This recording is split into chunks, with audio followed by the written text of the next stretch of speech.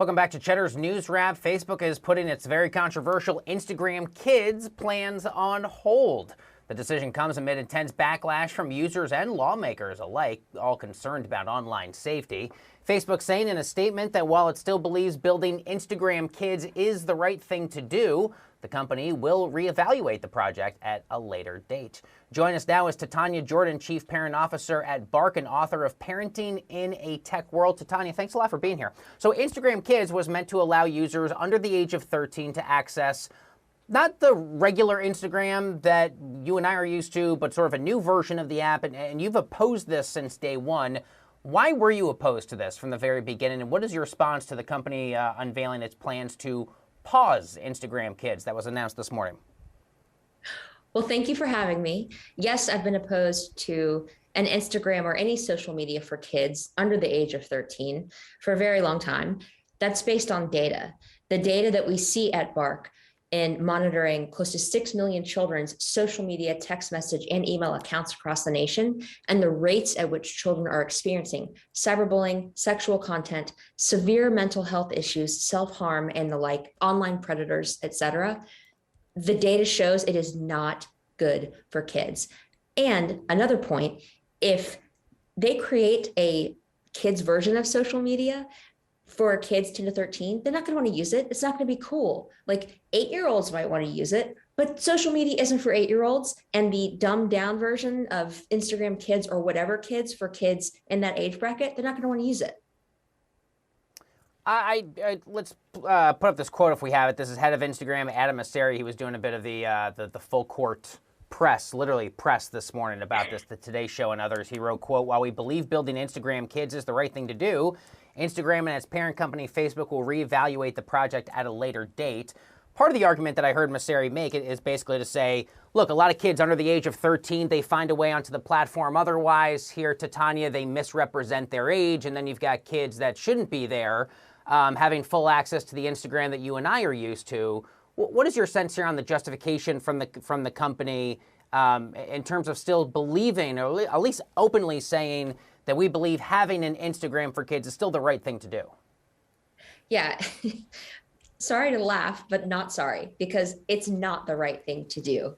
And there is no value and need for this product for kids of that age. Instead, Instagram and other social media platforms can work with third-party apps to give parents the control that they crave. It's our job as parents, I'm a parent as well of a 12-year-old, to raise responsible digital natives, to keep harmful content and people away from them.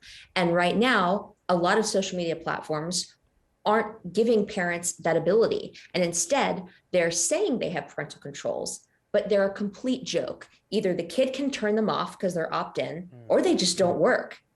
It's smoke and mirrors at this point.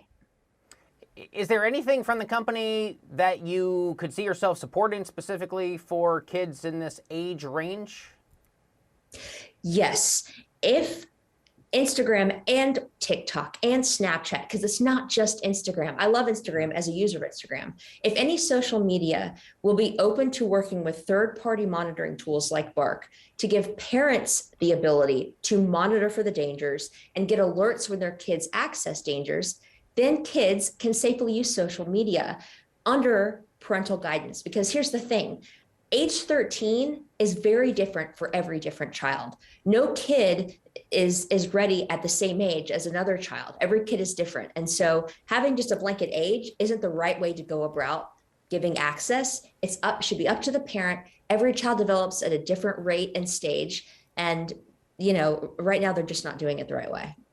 Yeah, we've spoken with lawmakers like Representative Lori Trahan, other Democrats as well who work here in Congress in Washington, and they've said this is a disaster from day one. Of all the things Facebook could possibly want to do, they say, really? Really, Facebook, Instagram for kids? So as it pertains to this pause, and that's the word that we're using, that word, Titania, of course, because that's what the company is saying. Yes. What's your best sense on what they may look to do in terms of this pause, potential timeline? What are you going to be very closely paying attention to in terms of if and when the company at some point down the line says, hey, world, we're ready to roll out Instagram Kids now? We recently partnered on a study with the CDC around children's mental health. And the rate at which past online issues contributes to their future propensity to, you know, indicate self-harm issues is staggering. And so more and more data is going to continue to come out that showcases children are not in a good spot when it comes to their mental health and being online.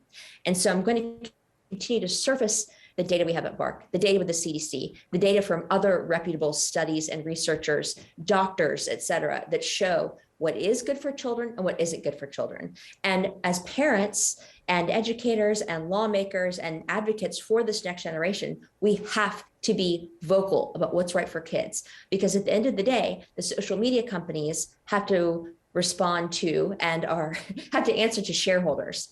They're not responsible for raising our children. They're responsible for time spent in app, for more engagement, and for revenue.